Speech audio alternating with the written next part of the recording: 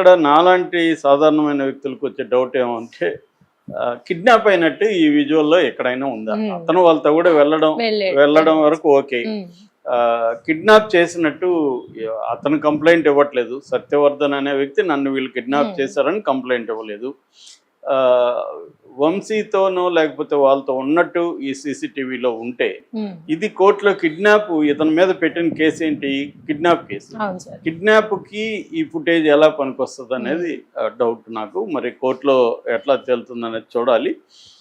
రెండవది ఏంటంటే ఇతను ఆల్రెడీ నేను ఈ కేసు పెట్టలేదన్నప్పుడు దానికోసమే వీళ్ళు అతని మీద కూడా సత్యవర్ధన్ మీద కూడా తెలుగుదేశం వాళ్ళ దగ్గర ఒక కేసు పెట్టించారు. సో అంటే సత్యవర్ధన్ దాంట్లో ఏముంది, సత్యవర్ధన్ డబ్బులు తీసుకొని పెట్టాను. రేపు కోర్టులో ఎంత పెద్ద లాయర్లు వచ్చినా న్యాయాన్ని అయితే తారుమారు చేయలేరు కదా. ఎంత పెద్ద లాయర్లు వచ్చినా కూడా వాళ్ళు ఏమి ప్రతి చోట గెలవరు. అట్లా గెలిచేట్టు ఉంటే చంద్రబాబు 53 రోజులు జైలు ఎందుకున్నాడు? పెద్ద పెద్ద వాళ్ళని దించారు కదా. అప్పుడు 53 రోజులు అయితే వాళ్ళు కాపాడలేకపోయారు కదా. కాబట్టి ఏంటంటే ప్రతిసారి పెద్ద లాయర్లు, నిన్న కూడా సుప్రీంకోర్టు అనింది మీ పెద్ద లాయర్ వస్తాడని, హరీష్ సాల్వే వస్తాడు పోస్ట్ పోన్ చేయండి అంటే మీ పెద్ద లాయర్ వస్తే మేము పోస్ట్ పోన్ చేయాలా అని కూడా సుప్రీంకోర్టు ప్రశ్నించింది. సో కాబట్టి ఏంటంటే వాళ్ళు కొంతవరకు సీనియారిటీకి మిగతా వాటికి రెస్పెక్ట్ ఇస్తారు, కానీ ప్రతి చోట అది పనిచేయదు. అలాగా రేపు ఈ కేసు అయితే నాకు తెలిసి దీంట్లో ఇప్పటి వరకు నేను పరిశీలించిన మేరకి ఇది ఏమి నిలబడే కేసు కాదు. వాళ్ళకి కూడా తెలుసు. ఎందుకంటే వాళ్ళు కిడ్నాప్ కేసు ఈయన మీద పెట్టి మళ్ళీ అతనే కిడ్నాప్ అయితే అతని మీద మళ్ళీ ఇతను డబ్బులకు అమ్ముడుపోయాడని మళ్ళీ కేసు ఎలా పెడతారు? ఏదో ఒకటి కదా నిజం ఉండాలి. అతను డబ్బులు కన్నా అమ్ముడుపోయి ఉండాలి, కిడ్నాప్ అయినారని ఇతని మీద ఒక కేసు పెడతారు. మళ్ళీ ఆ అబ్బాయి డబ్బులు తీసుకొని సాక్ష్యం ఇది కేసుని విత్డ్రా చేసుకున్నాడు అని అతని మీద పెడతారు. అంటే మన న్యాయ వ్యవస్థ, పోలీస్ వ్యవస్థ ఎలా ఉందో ఇట్లాంటి కేసులు మనకి అంటే ప్రభుత్వం అనుకుంటే ఎవరి మీదన్నా కేసులు, అదేదో పాత సామెత ఉంది కదా, రాజుగారు అనుకుంటే దెబ్బలు కొదవని, అలాగే ప్రభుత్వం అనుకుంటే పోలీసులు అనుకుంటే కేసులు కొదవన్నట్టుగా కేసులు పెట్టేస్తారు. ఇప్పుడు ఏంటంటే ఇక్కడ కేసులు పెట్టేసినాక ఒక్కసారిగా ఈ మనకేందంటే మామూలుగా ఇండివిజువల్ వర్సెస్ సిస్టమ్ అంటారు. కాఫ్కా అనే ఆయన దీని మీద చాలా కథలు, నవళ్ళు రాశారు. అంటే మన మోడర్న్ సమాజంలో, మోడర్నిటీలో చట్టము న్యాయం అనేవి వ్యక్తుల్ని కన్ఫ్యూజ్ చేసి వ్యక్తుల్ని భయభ్రాంతం చేసే విధంగా ఒక సాలిగూడులాగా ఉంటుంది, పద్మవ్యూహం లాగా ఉంటుంది అనమాట. ఇది మామూలు వాళ్ళకి ఏమీ తెలియదు దీన్ని ఎలా డీల్ చేయాలి. అందుకనే స్పెషలిస్టులు, లాయర్లు గంటకి ₹1 కోటి తీసుకునే సిద్ధార్థ లోత్రాలు ఎందుకంటే ఇక్కడ దిగుతారంటే ఈ మామూలు కామన్ పీపుల్కి ఇది ఒక పెద్ద భయంకరమైన విషవలయం లాగా ఉంటుంది ఈ న్యాయ వ్యవహారాలన్నీ కూడా, కోర్టు వ్యవహారాలు అన్నీ. అందుకని వాళ్ళు దిగుతారు అన్నమాట. సో ఇది ఇప్పుడు గతంలో సామాన్యుల మీద ఎక్కువగా పెట్టేవాళ్ళు ఇలాగా కేసులు పెట్టి, ముఖ్యంగా పౌర హక్కుల సంఘాల మీద, నక్సలైట్ల మీద ఇలాగ పెట్టేవాళ్ళు. ఇప్పుడు ప్రత్యర్థుల మీద ఇలాంటి కేసులు ఎవరు వచ్చినా, జగన్ వచ్చినా ఇదే చేస్తున్నాడు. జగన్ వచ్చినా గతంలో తెలుగుదేశం వాళ్ళ మీద ఇలాంటి కేసులు పెట్టాడు. కాకపోతే జగన్కి చంద్రబాబుకు తేడా ఏంటంటే చంద్రబాబుకి వ్యవస్థల మీద ఉన్న పట్టు, ఆయనకున్న నాలెడ్జి జగన్కి లేదు. జగన్కి వచ్చే అవకాశం కూడా లేదు. ఎందుకంటే చంద్రబాబు నాకు తెలిసి ఇంకేనా రాజకీయ నాయకుడు కూడా ఈ స్థాయి ఇండియాలో లేదు. సో అది చంద్రబాబు సాధించిన విజయంగా చెప్పుకోవచ్చు. అందువల్లనే ఆయన ఇట్లాంటి ఒక చిన్న బెయిల్ విషయంలో, ముందస్తు బెయిల్ విషయంలో కూడా సిద్ధార్థ లాతను దింపుతున్నాడంటే ఢిల్లీ నుంచి లాయర్లు దింపుతున్నాడు ప్రతిదానికి. ఇక్కడ నిజానికి వంశీ కేసులో ఢిల్లీ నుంచి లాయర్లు అవసరం లేదు, కానీ గంటకి ₹1 కోటి తీసుకుంటున్నాడు అని చెప్పి సిద్ధార్థ లోత్రాని మేబీ చంద్రబాబుకి మేలు చేశాడు కాబట్టి ఆయన గవర్నమెంట్ తరఫున డబ్బులు ఎక్కువ ఇస్తూ పర్మనెంట్గా పెట్టుకున్నట్టు కనబడుతుంది. ప్రతి చిన్న బెయిల్కే, మామూలుగా ఇది బెయిల్ వ్యవహారం, ఈ బెయిల్ దీంట్లో కూడా సిద్ధార్థ లోత్రా ఆర్గ్యూ చేస్తున్నాడు అంటే మనం అర్థం చేసుకోవచ్చు చంద్రబాబు పరిస్థితి. సో ఆ స్థాయిలో జరుగుతుంది.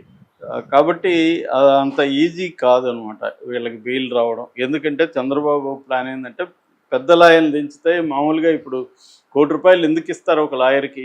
ఎవరైనా ఆ లాయరు వాదించే కేసులు పనిచేస్తాయి కాబట్టి, కోర్టులను కూడా ఆయన ఇన్ఫ్లుయెన్స్ చేయగలిగాడు కాబట్టి ఆయన పెట్టుకుంటారు. లేకపోతే మామూలుగా పబ్లిక్ ప్రాసిక్యూటర్లు ఉంటారు. ఆల్రెడీ దీంట్లో కూడా మెండల్ లక్ష్మీ నరపతి అనుకుంటా ఆయన, నారాయణ, లక్ష్మీనారాయణ అని ఆయన ఉన్నాడు పబ్లిక్ ప్రాసిక్యూటర్. కానీ ఈయన్ని దించారు అనమాట రంగంలోకి. సో ఆయన వాదించారు దీంట్లో. వాళ్ళ ఆర్గ్యుమెంట్ ఏంటంటే ఇది అసలు దీనికి విచారణ అర్హత లేదు ఈ పిటిషన్కి అని. అది కరెక్టే. వంశీకి కూడా నాకు తెలిసి ముందే ఐడియా ఉంటుంది ఎట్లాగో బెయిల్ దీనికి సంబంధం లేదని. ఇప్పుడు ఆయన ఎస్సీ ఎస్టీ కోర్టులో బెయిల్ పిటిషన్ వేసుకోవాలి. అది వంశీకి సంబంధించి. అయితే నిన్న వీళ్ళు కస్టడీకి కూడా పోలీసులు అప్లై చేశారు, కస్టడీ పిటిషన్. వాళ్ళ ఆర్గ్యుమెంట్ ఏమంటే, ఒకటి సీన్ రికన్స్ట్రక్ట్ చేయాలి, రెండు వంశీ దగ్గర కొన్ని డాక్యుమెంట్స్ అవి కలెక్ట్ చేయాలి, మా దగ్గర కొన్ని ఆధారాలు ఉన్నాయి, దాన్ని పెట్టుకొని మేము వంశీని ప్రశ్నించాల్సి ఉంది అనేది నాకు తెలిసి కస్టడీకి ఈరోజు ఇచ్చేస్తారు. ఎందుకంటే జనరల్గా పోలీసులు కస్టడీకి అడిగినప్పుడు రిజెక్ట్ చేయడం అనేది జనరల్గా జరగదు. చంద్రబాబును కూడా కస్టడీకి ఇచ్చారు పోలీసులు, కోర్టు. కాకపోతే జైల్లో విచారించమని చెప్పారు. ఇక్కడ అది జరగదు, ఎందుకంటే ఇతను ఎమ్మెల్యే కూడా కాదు కాబట్టి ఈయన ఖచ్చితంగా కస్టడీకి. కాకపోతే వాళ్ళు ఒక వారం అడిగితే వీళ్ళు 4 రోజులు 5 రోజులు, అది పోలీసులకు కూడా తెలుసు. అందుకనే వాళ్ళకి 3 రోజులు కావాలంటే వారం అడుగుతారు. ఇవన్నీ అందరికి తెలిసిన వ్యవహారాలే, కోర్టులు పోలీసులు ఇలా. సో ఇలాగా ఇతను అయితే ఖచ్చితంగా 3 నుంచి 5 రోజుల వరకు కస్టడీకి ఇచ్చే అవకాశం అయితే ఉంది. ఈ లోపల ఇంకొక పిటిషన్ వంశీ తరపున వేశారు వాళ్ళ అడ్వకేట్స్ పటాభి, దేవి సత్యశ్రీ అని. వాళ్ళు ఇదేంటంటే ఇతనికి ఒక బెడ్ కావాలి, తర్వాత అక్కడ ఫుడ్ ఇంటి నుంచి ఫుడ్గా తీసుకురావడానికి పర్మిషన్ ఇవ్వమని ఇతని హెల్త్ రికార్డ్స్ అంతా కూడా సబ్మిట్ చేశారు.